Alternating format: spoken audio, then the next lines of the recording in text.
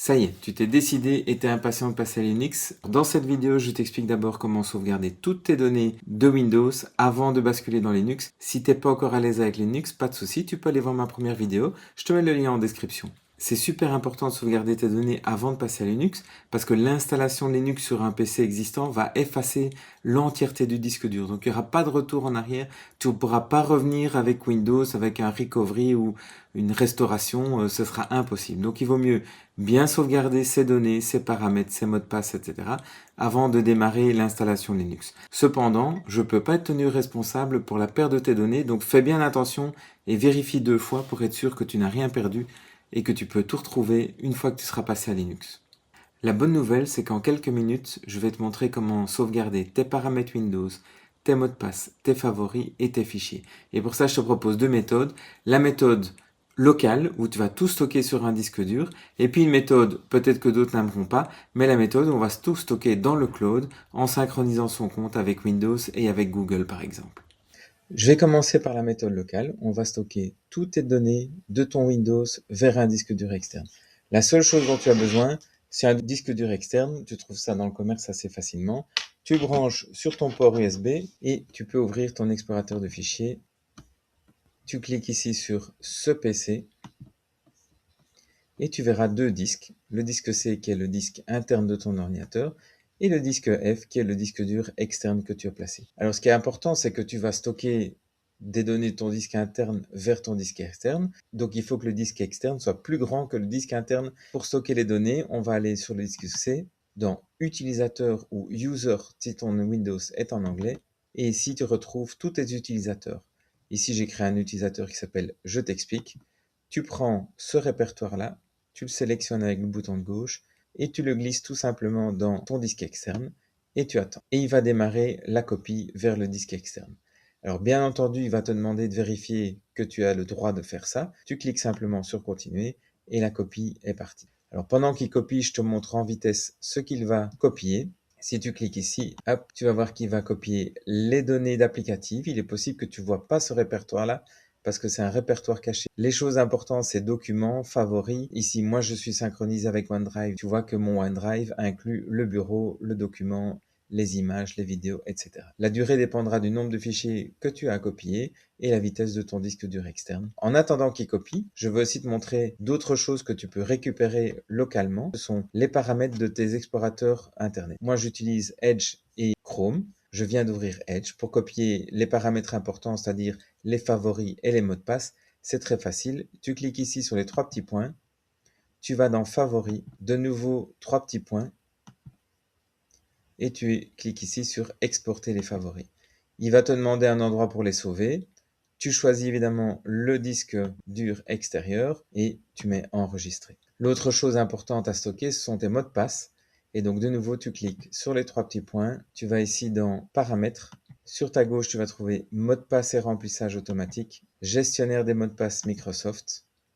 Et les 3 petits points de nouveau. Et là, tu vas trouver exporter les mots de passe. Il va te faire un petit warning pour te dire que tous les mots de passe que tu vas écrire vont être lisibles dans le fichier. C'est-à-dire que si tu perds ce fichier ou si quelqu'un le découvre, il obtiendra tous tes mots de passe. Donc, il vaut mieux faire attention à ce que tu fais avec ce fichier par la suite. Tu cliques exporter. Il va te demander soit ton mot de passe, soit ton code confidentiel. C'est tout à fait normal.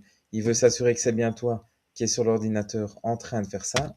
Je valide et il va me demander où je veux stocker, je choisis le disque dur externe et les mots de passe sont stockés. Et c'est fini pour Edge. On va faire exactement la même chose dans Chrome.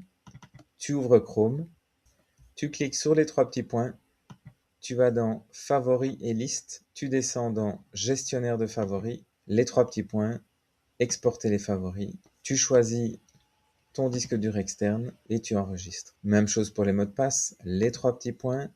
Ici, c'est directement mot de passe et saisie automatique, gestionnaire de mot de passe. Tu vas dans Paramètres ici, tu descends un petit peu et tu verras exporter les mots de passe.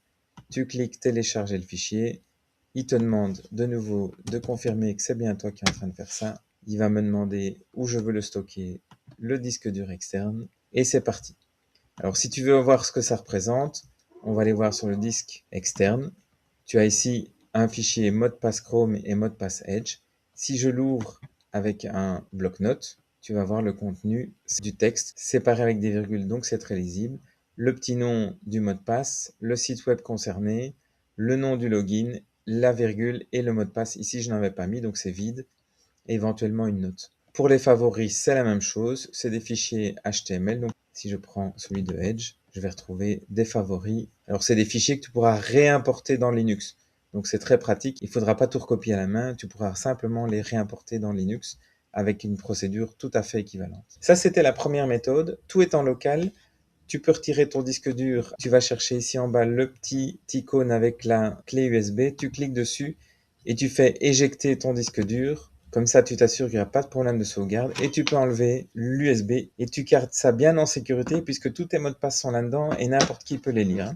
Alors l'autre méthode, certains n'aimeront pas, mais ça marche aussi, c'est de tout synchroniser dans le cloud, donc avec le cloud de Microsoft ou le cloud de Google. Normalement, tu as dû utiliser un compte pour te connecter à ton Windows 10, Windows 11.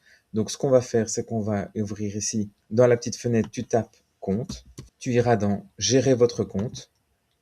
Là, tu iras sur sauvegarde Windows et tu vas t'assurer que ceci est en ordre. Donc, il dit votre compte est en cours de synchronisation. Si ce n'est pas le cas pour toi, normalement, il y a un bouton se connecter. Tu te connectes, tu mets ton mot de passe Windows et ça va synchroniser tous tes paramètres avec Microsoft. Si tu veux savoir ce qui synchronise, tu cliques sur gérer et il va te donner la liste de tous les éléments qui sont synchronisés.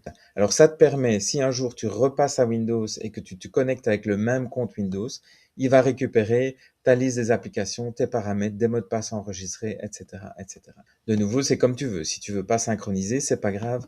Tout est sur ton disque dur local. L'autre chose qu'il y a, c'est le OneDrive. Donc, le OneDrive, c'est la synchronisation de tes fichiers avec Microsoft. Ici, si tu as un icône OneDrive, tu peux cliquer sur se connecter. Et donc, le OneDrive va se trouver ici en bas. C'est le petit nuage. Parfois, il est bleu, parfois, il est blanc. Ça dépend un petit peu du statut du OneDrive. Tu cliques dessus une fois et tu vois qu'il a synchronisé plein de fichiers.